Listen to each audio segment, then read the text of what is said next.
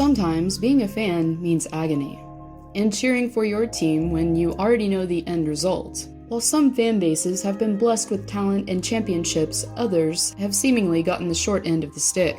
In this video, I'm going to count down to the most miserable fan base in the NHL. Keep in mind that this is a current countdown, therefore while some franchises listed have won championships, we're going to focus on the fans today that are the most likely to show up to games with bags over their heads. Okay, that was a joke. Well, kinda.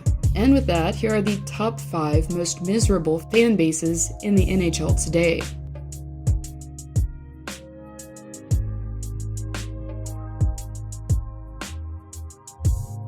So you're probably thinking, but Alyssa, LA is way worse than the Sharks right now. So why are they even here? Just humor me a minute and picture this. You watch the beginning of the end as the team brings in Erik Karlsson, who is on the decline, signs him to a lengthy 8-year, $92 million contract. Watch your best player for years, Joe Pavelski, walk in result. Witness the coach who led you to the finals a few years back, signed for your rival team. But it doesn't stop there. Fans are now forced to witness aging Marleau and Thornton possibly finish out their careers in April. All while Martin Jones and Arundel continue to struggle in the crease and the team sits in the bottom 6th spot in the league. So yeah, Anaheim and Los Angeles may be playing like crap, but at least their teams were already there last season. Guess we'll just have to wait and see if Doug Wilson can give fans a glimmer of hope at the trade deadline.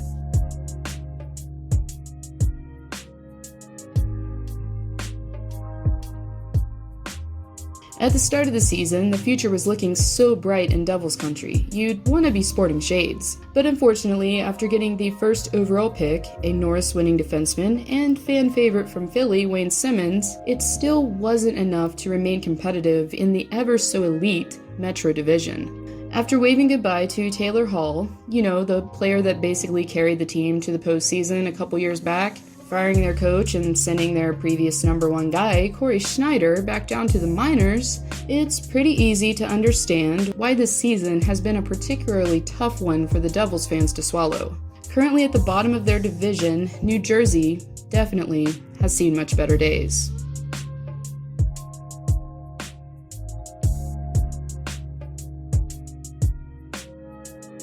Let's see, how do you destroy a team?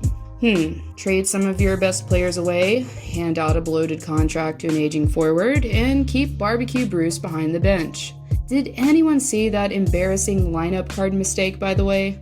Wild had to play 5D men and were forced to play Donato, who was an initial scratch. Yeah, that really happened. Currently in the bottom of the Central, the Wild haven't given their fans really anything to be hopeful about, other than bringing a competent GM into the picture to start the season. If only Billy G had been in charge last deadline, am I right? Regardless, whether Paul Fenton is laughing today or not, it's for certain that Minnesota fans haven't found their team's poor production to be a laughing matter.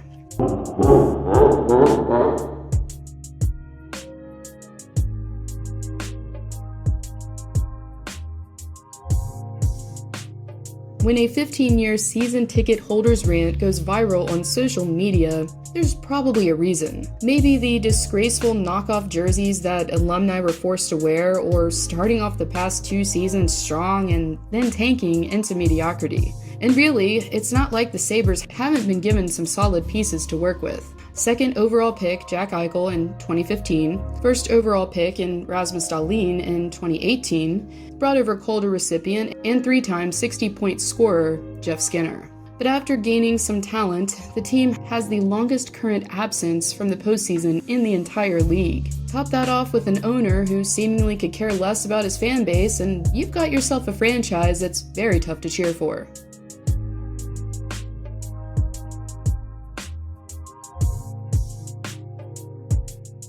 So you'd have to be pretty much living under a rock not to know that fans in Canada's capital have been miserable for quite some time. Actually, if you live around the city, all you would have to do is just read the billboards. The ones that were fan-funded that say Melnick out. Kinda hard to miss.